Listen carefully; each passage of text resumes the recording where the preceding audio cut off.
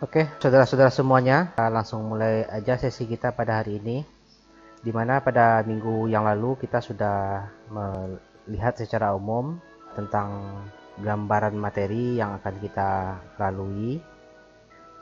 Kemudian juga sudah saya sampaikan terkait dengan hal-hal apa saja yang akan dicakup di mata kuliah digital forensik. Nah, intinya bahwa mata kuliah digital forensik itu cakupannya cukup luas, atau boleh saya katakan sangat luas, karena semua aspek-aspek digital, baik hardware, software, bahkan termasuk brainware pun dapat dinyatakan sebagai sesuatu yang dapat diuji dan dapat diklaim hasil ujian tersebut sebagai alat bukti yang sah untuk digunakan sebagai alat bukti di pengadilan. Jadi akhirnya semuanya itu akan bermuara pada sebuah proses pengadilan. Tentu saja proses tersebut harus standar, proses tersebut harus dapat diuji secara saintifik.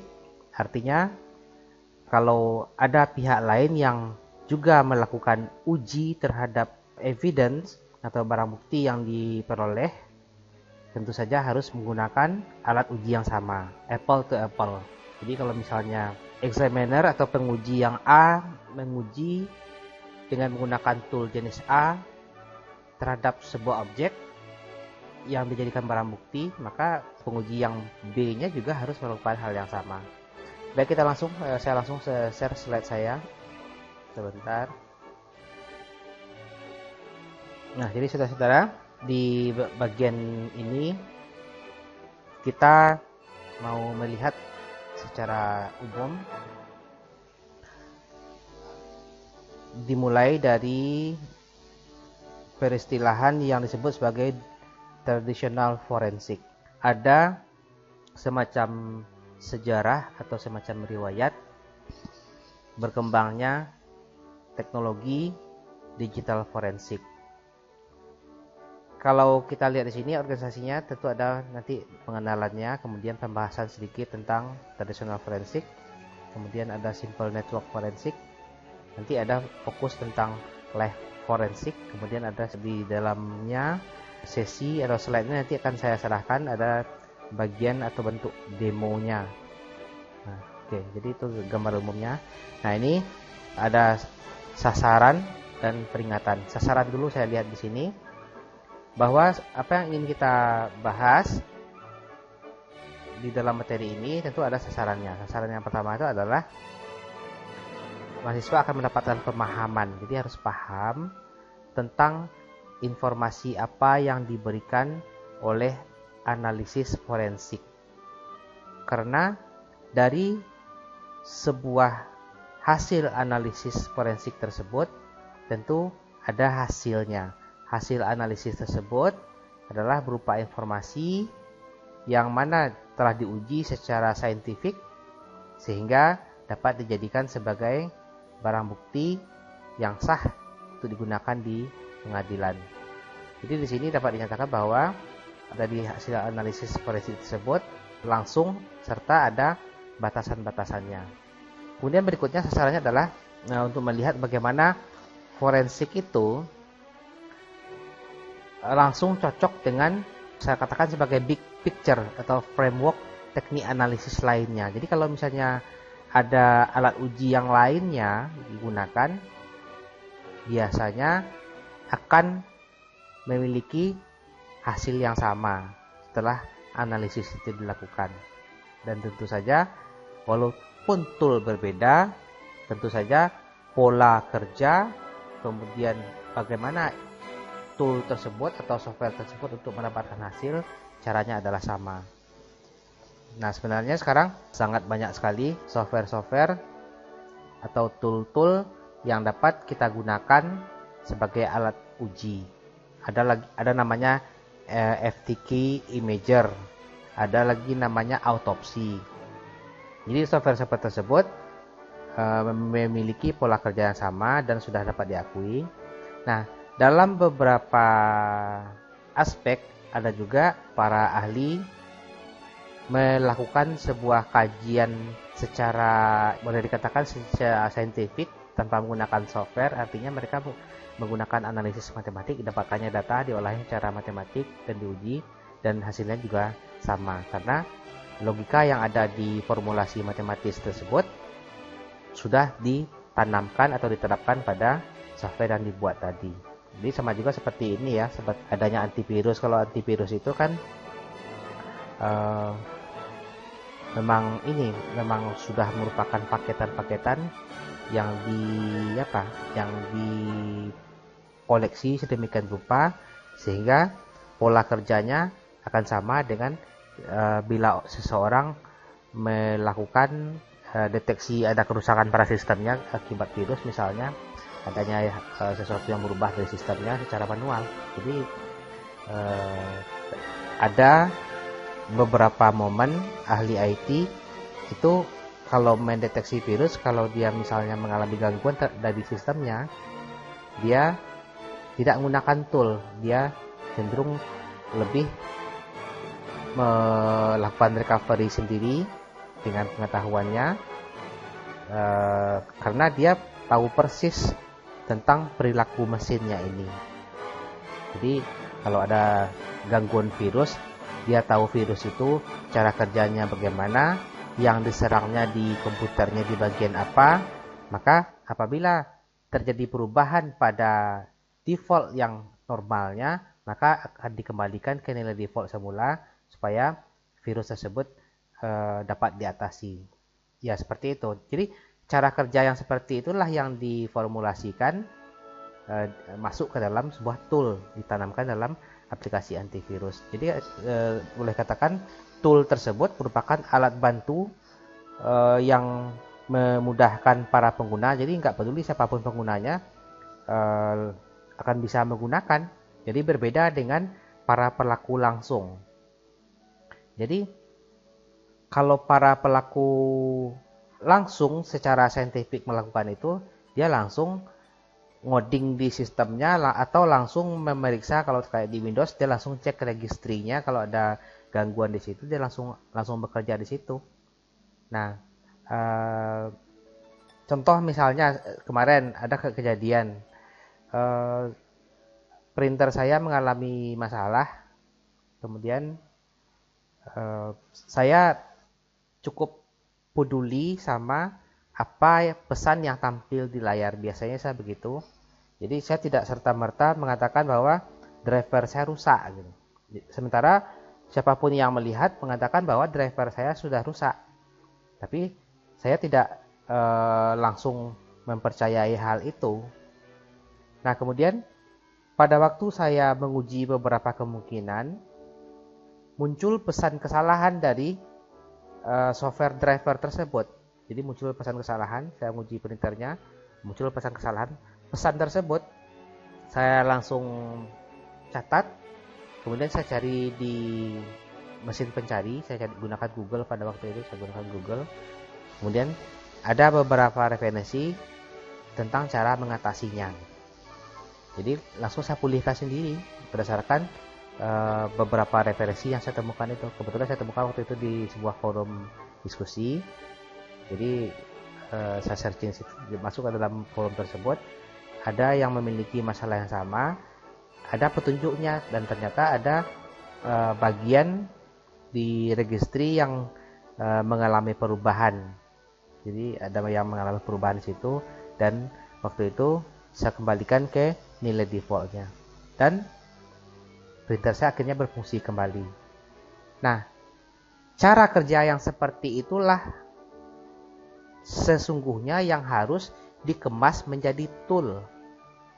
Kalau saya buka registrinya, kemudian saya cari file tersebut, kemudian saya cek nilainya, berubah nilainya, maka nilai itu saya langsung ubah secara manual. Nah, itu yang saya lakukan.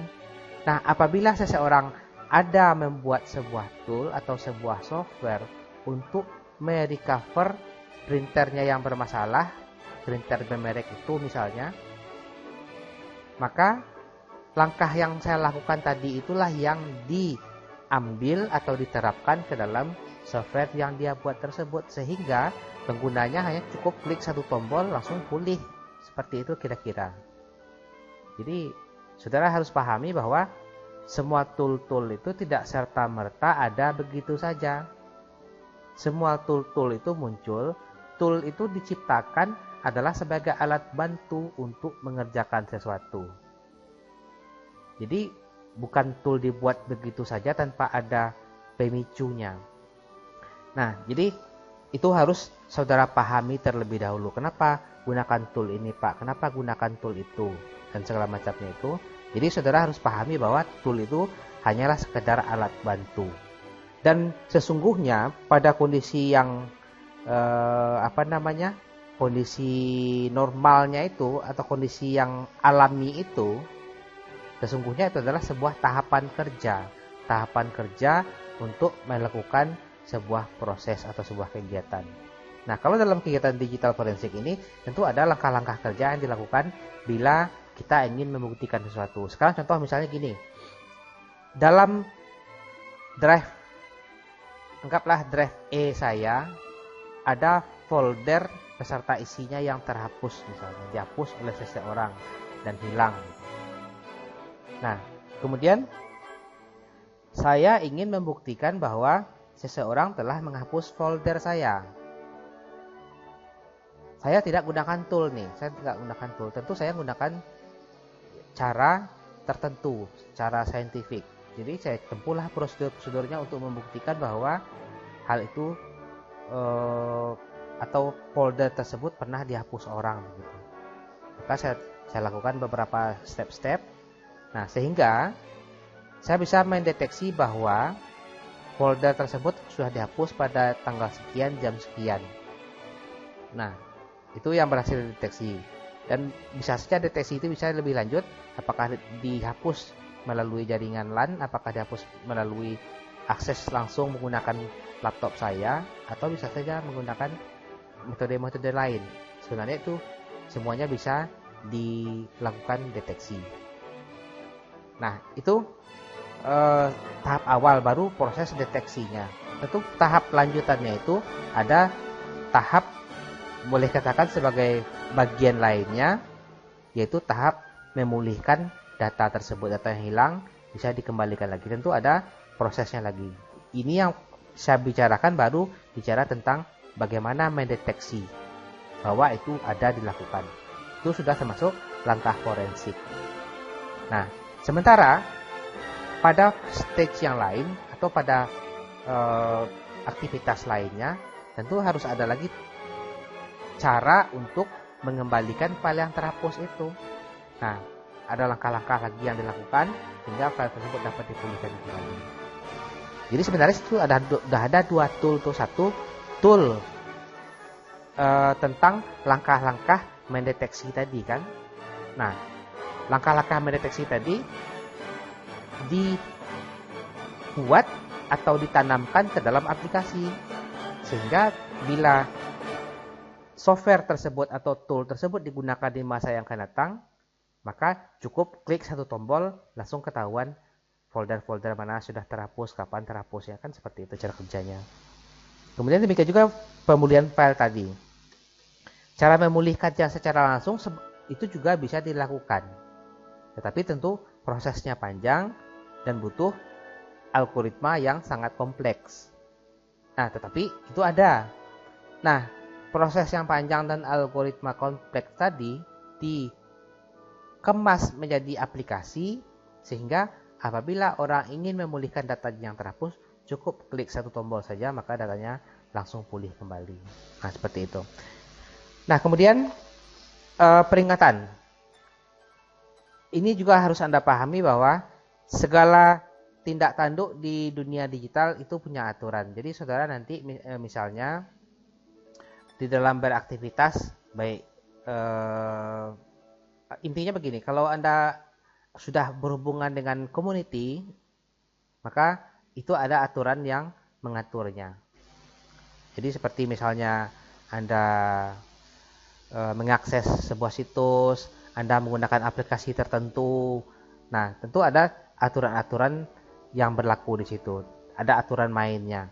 Nah, bila aturan ini punya kekuatan hukum dan bila ada yang dirugikan di situ atau boleh katakan ada yang dilanggar, maka tentu kita berhadapan dengan sanksi hukum. Maka untuk itu saudara-saudara, agar nanti tolong dibuka tentang undang-undang yang berkaitan dengan ITE. Karena itu yang berlaku di negara kita, itu harus tahu sehingga kita tahu batasan kita beraktivitas. Jadi misalnya Anda mencoba meretas sesuatu misalnya untuk mungkin awalnya berawal dari iseng saja. Anda coba melakukan aktivitas yang ilegal, jadi supaya Anda tahu mana yang ilegal, mana yang legal gitu. Jadi supaya Anda nggak masuk pada aktivitas yang ilegal. Kalau aktivitas tersebut ilegal tentu ada tertera nantinya di dalam undang-undang tersebut. Jadi supaya Anda bisa membatasi diri. Nah, dulu pada akhir tahun 90-an ya banyak kejadian itu, misalnya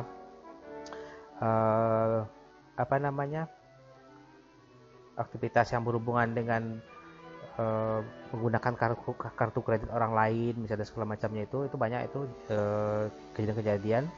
Ada istilahnya carding namanya di masa itu. Ya, dia berbelanja beli produk tertentu misalnya, kemudian dia terima barangnya dan segala macam. Nah, bisa saja pemilik dari kartu kredit tadi nggak tahu, mungkin karena jumlah debitnya besar atau jumlah nominal yang dia miliki besar, dia nggak merasakan hal itu. Jadi tahu-taunya sudah membengkak saja tagihannya gitu. Nah, tentu kondisi itu melanggar dan langsung berhadapan dengan hukum, tentu harus ada korban yang melapor. Begitu ada korban melapor, tentu harus ada proses penyelidikan. Jadi pada masa itu ya boleh katakan nyaris nggak ada terdengar ada laporan-laporan seperti itu. Padahal itu ada terjadi gitu. Nah, untuk itu perlu kita juga pahami bahwa semua aktivitas-aktivitas dalam dunia digital itu jejaknya ada. Jadi misalnya Anda komen di status salah seorang teman, komen negatif. Anggaplah sekarang misalnya Anda menggunakan akun yang anonim misalnya, nggak ada buat nama asli, ada samaran segala macam misalnya. Sebenarnya itu semuanya itu bisa dideteksi. Pernah ada aktivitas ini yang dilakukannya, kemudian jam sekian dihapusnya melalui perangkat ini segala macam, itu sebenarnya bisa dideteksi. Nah, kenapa orang-orang yang seperti sekarang kita sering ada para hater segala macam itu yang sering membuat komen-komen negatif segala macam misalnya, kenapa itu nggak ada langsung berhadapan dengan masalah hukum? Ya karena nggak ada yang melapor.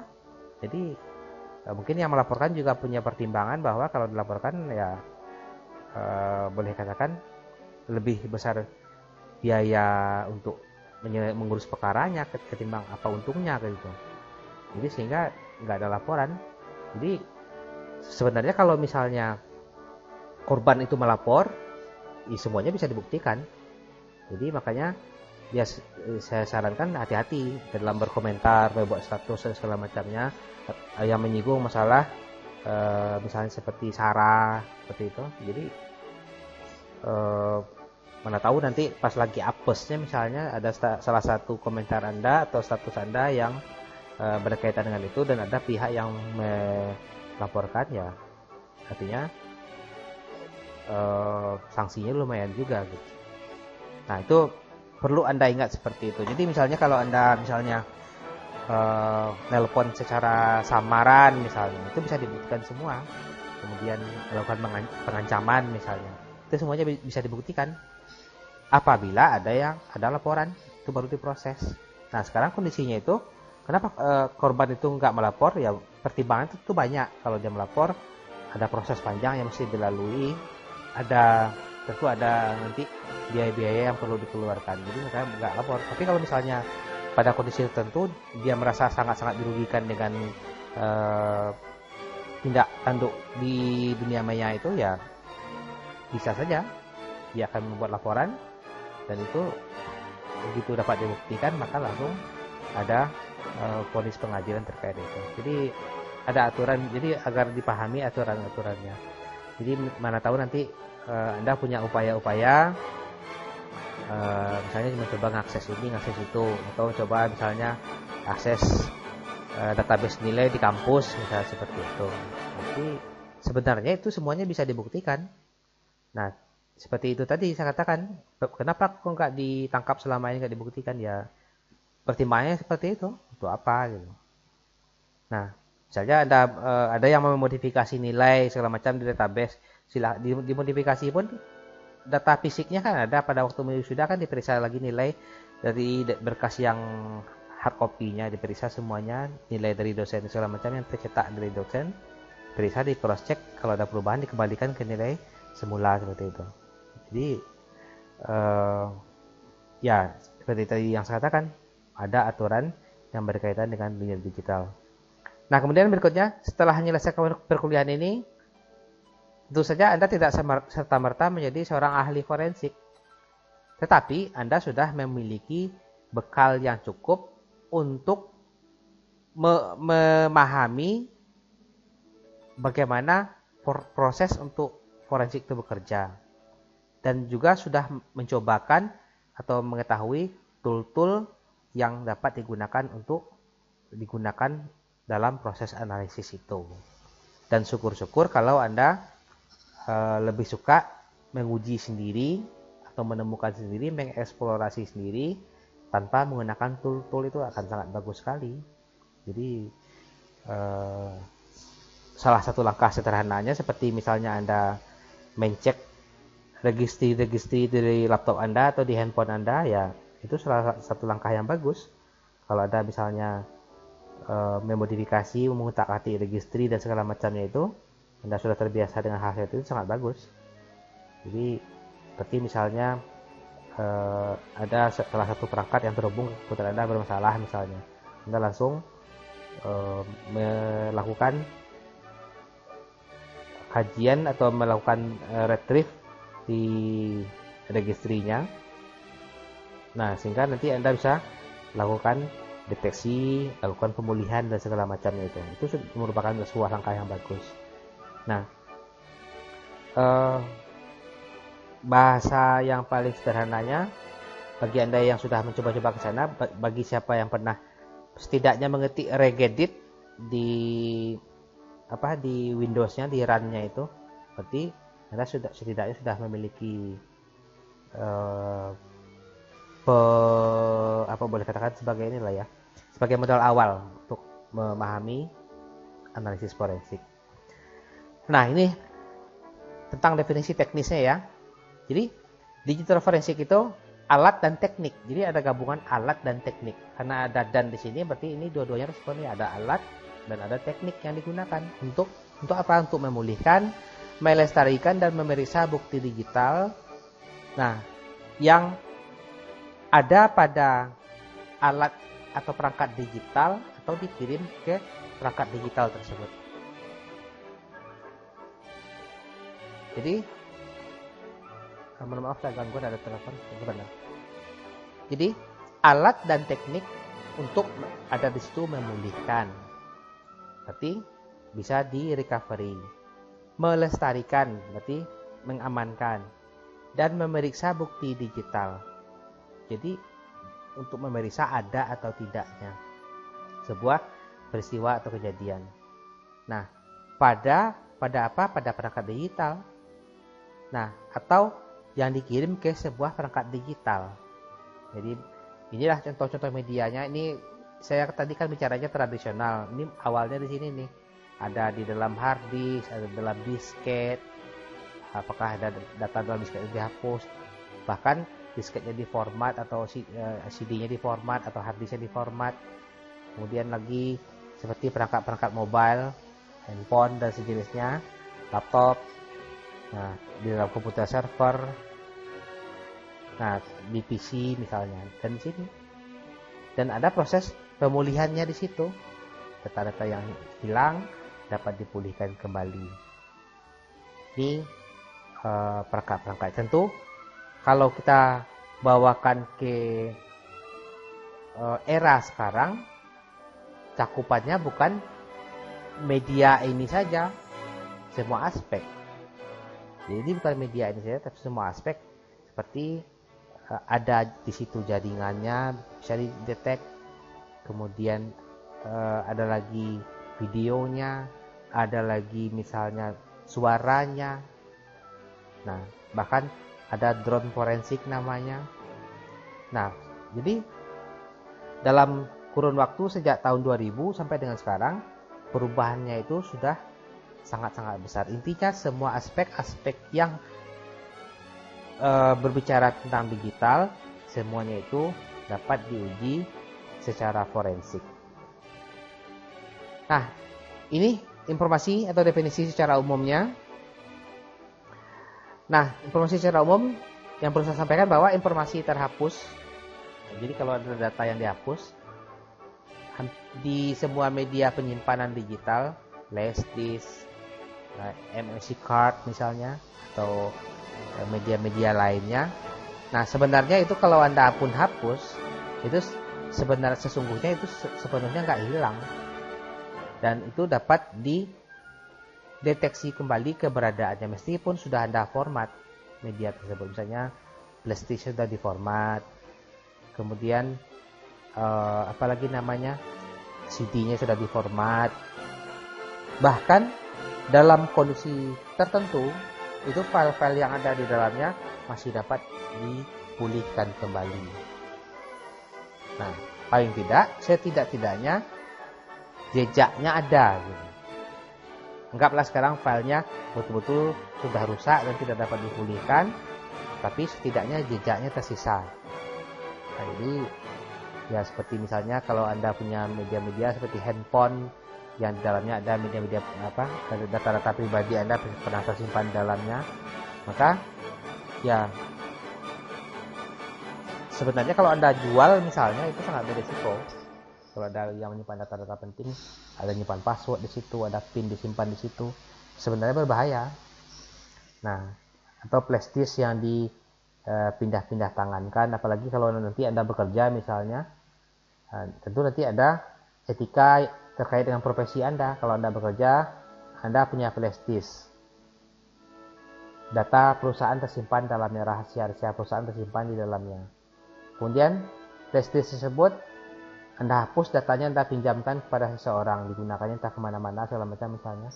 Nah, bisa saja data dalamnya dipulihkan orang, atau bisa saja orang bisa melacak bukti digital yang ada dalam flash disk tersebut. Jadi ya kalau media-media seperti itu sebaiknya tidak dipindah tangankan. Jadi harus hati-hati. Nah, kalau sekarang Anda kenapa tidak merasakan itu? Anda nyaman-nyaman saja minjam flash disk teman dan segala macamnya. Ya, setidaknya setelah selesai sesi kuliah hari ini, Anda sudah mulai waspada tuh, minjamkan handphone sama teman, minjamkan flash disk sama teman. Kalau misalnya pernah menyimpan data-data penting atau data-data pribadi di dalam media tersebut. Jadi perlu hati-hati di dalam aktivitas itu. Dan pada masanya nanti, bila data yang pernah Anda isikan ke sebuah media itu sangat-sangat penting dan menyangkut maslahat hidup orang banyak dan sangat rahasia, maka saya pastikan Anda akan peduli terhadap hal tersebut. Nah, seperti itu. Kalau sekarang kan nggak terasa, seperti yang saya bilang minggu kemarin. Sekarang Anda kasih tahu aja password email Anda ke teman, nggak apa-apa, nyaman-nyaman aja kok. Misalnya Anda tolong sama teman, tolong kirimkan tugas saya, pinjam emailnya, pinjam passwordnya, ya aman-aman aja, nggak oke aja. Anda kasih tahu password pun nggak apa-apa.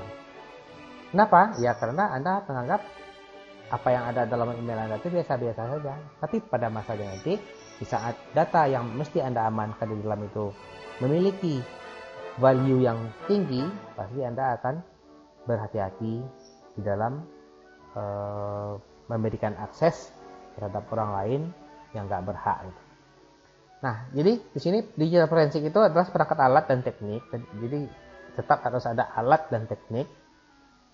Tentu ada media, ada tekniknya yang digunakan untuk memulihkan informasi ini dengan cara yang valid secara forensik. Artinya secara valid itu dapat diuji secara saintifik. Siapapun yang menguji akan memiliki hasil yang sama. Jadi misalnya Anda gunakan sebuah tool misalnya.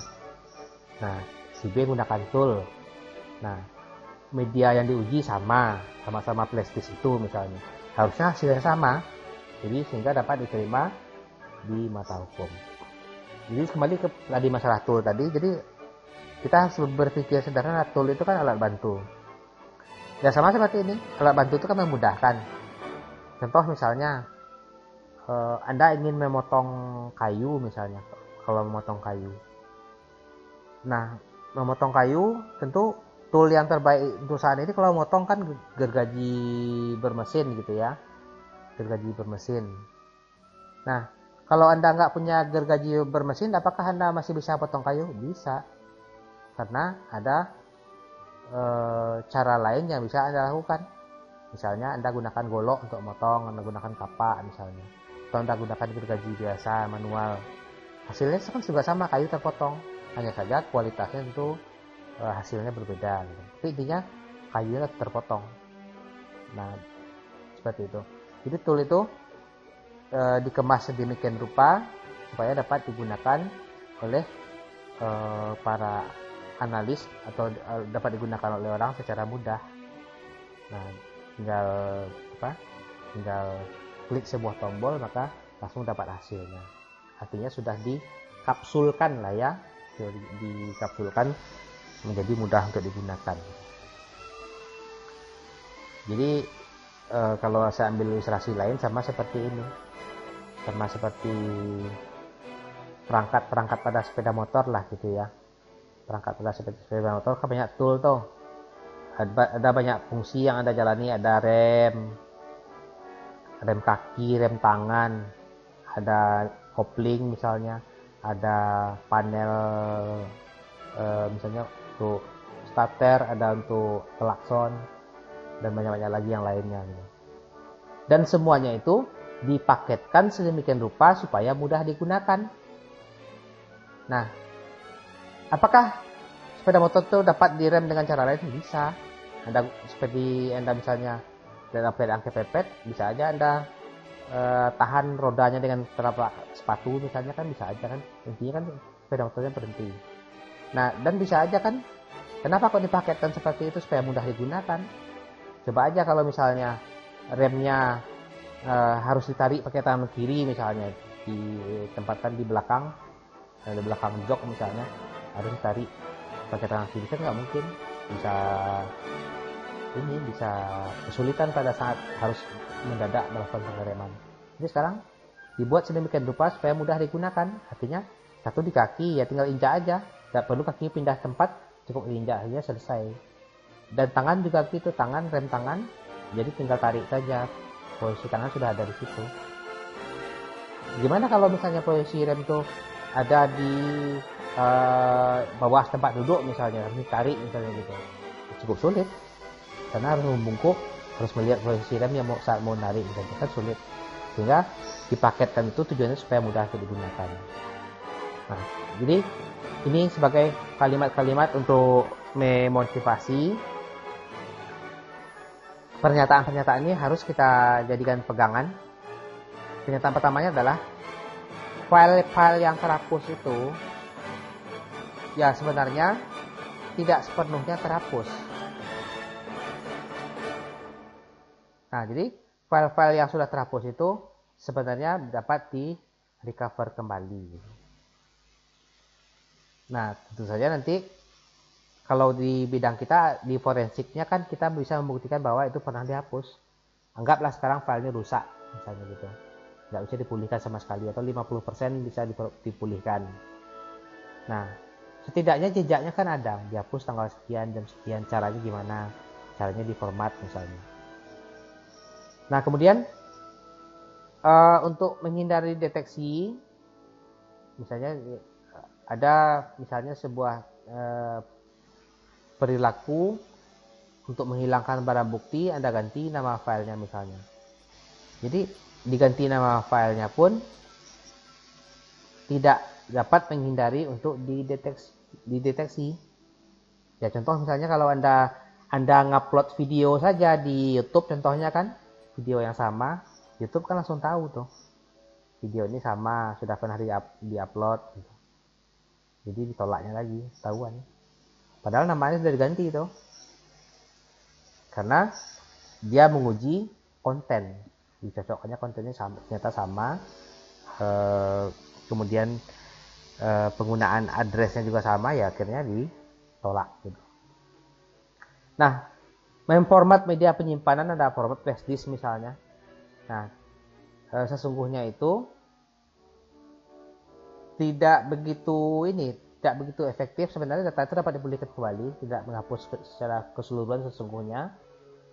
Nah, walaupun kelihatannya kosong, sebenarnya itu dapat dipulihkan kembali.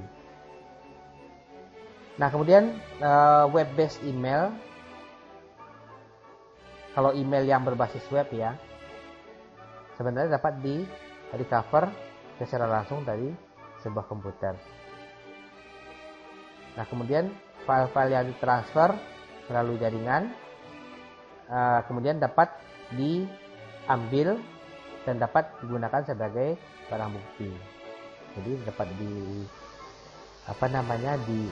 digabungkan kembali file-file itu, kemudian dapat dijadikan sebagai barang bukti. Jadi misalnya Anda mengirimkan file melalui jaringan.